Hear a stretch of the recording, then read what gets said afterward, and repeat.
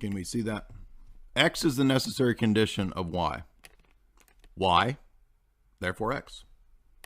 Now, granted, I know that no atheist is going to accept that when I plug in God or the preconditions or anything like that. But the structure of the argument is not, my argument is God exists, therefore God exists. Okay? Do you see that anywhere in that? Did I ever say, I know God exists because God exists. I presuppose God, therefore God exists. Do you see that in it? Is that the same as this?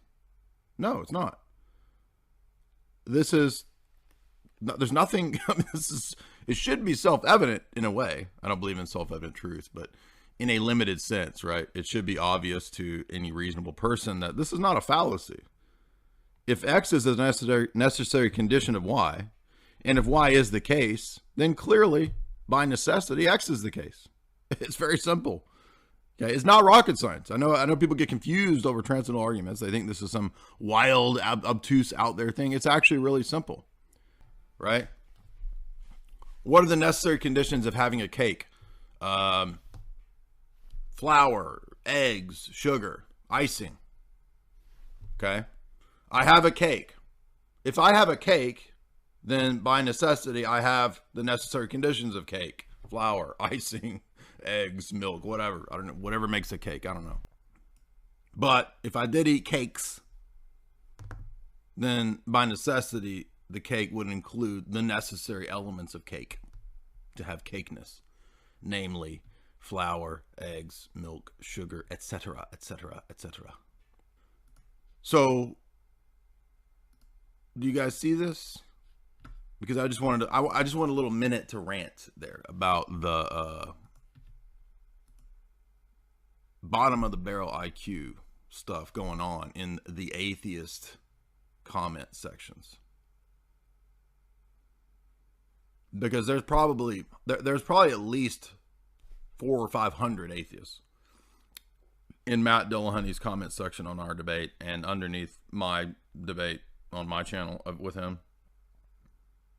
They're literally saying, this guy thinks that saying God exists is the argument for God's existence. And they literally think that saying a transcendental argument is word salad.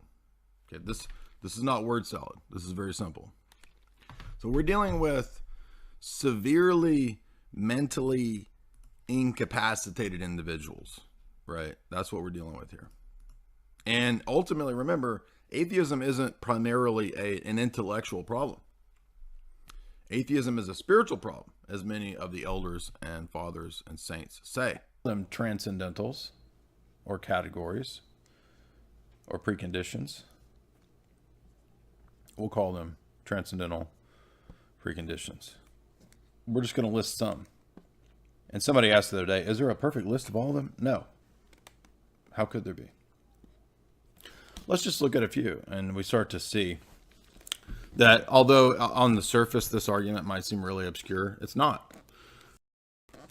So let's take the first one. Time and space. Okay, now this is a transcendental category that you cannot empirically verify. And don't give me the low IQ reply of, well, I have a watch.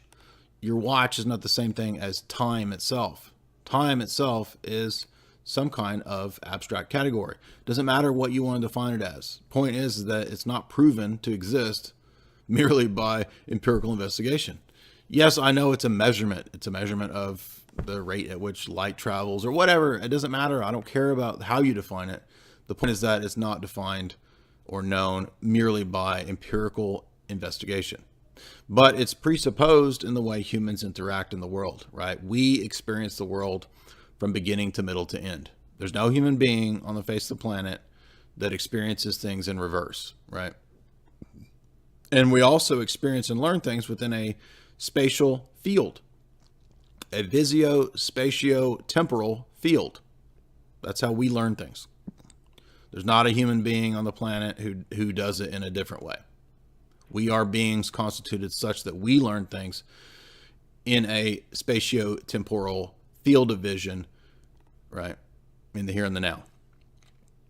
Well, how do you prove that empirically? You can't. It's an assumed transcendental precondition of knowledge and experience. The self. You cannot empirically demonstrate that you have a self. It's presupposed in all actions of cognition, communication, noetic energies, ratiocinations, etc. There's no test tube, no microscope that's going to show you the self. That words have meaning and that they can convey meaning to other persons. It's another transcendental category.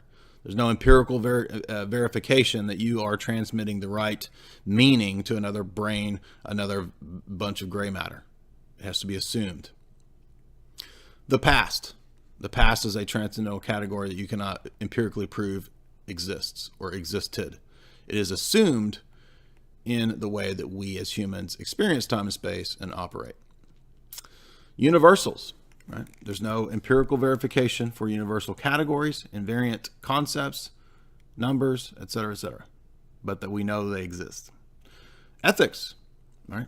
Is the ethics under the rock? Where in the microscope? Where in the test tube are the ethics? They are nowhere there. So they are assumed.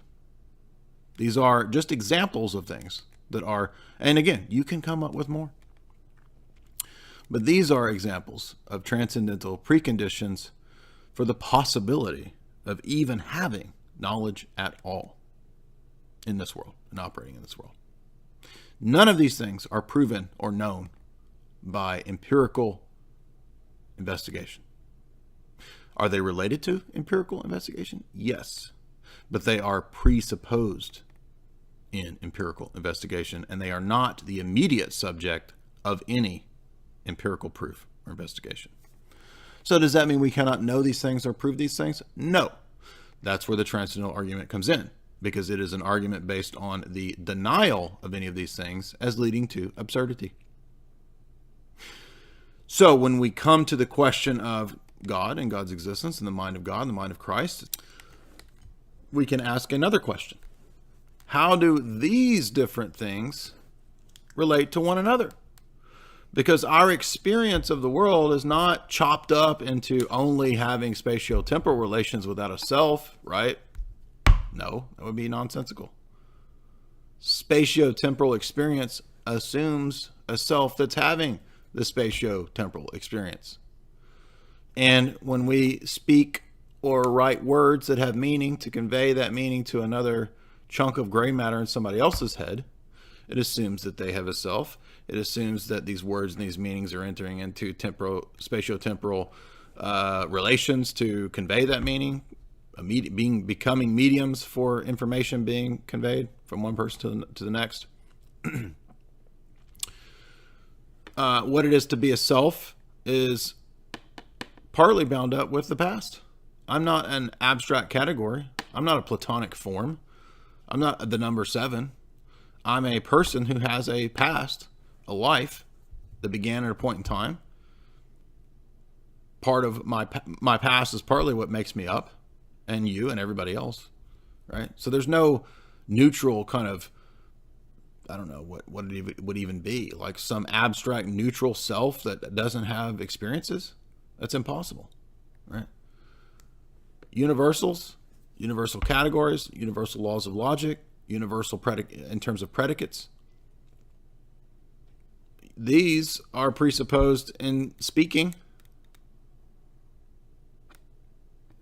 So the point is that when you just take a little sampling here of these kinds of things that are not like material things, and you say, well, these don't operate on their own. They all work together. Yeah, exactly. So how do they work together if there's not a God that holds them all together? That's the argument. Because what Platonism at least shows, it can only go so far, and then it's terrible. It screws up at the key point. Because they can point out some of these things, and then they say, oh, and the answer is just that it's all a number one. It's all just the one, man. No, it's not. You need a mind, and the human mind is not enough to encapsulate and relate all of these things together in all of their different particulars in every different human being's life and existence. But if you believe in God the way that we speak about God, That's exactly what he does. He fulfills this precondition. He is the ultimate precondition for all the other preconditions. That's the argument.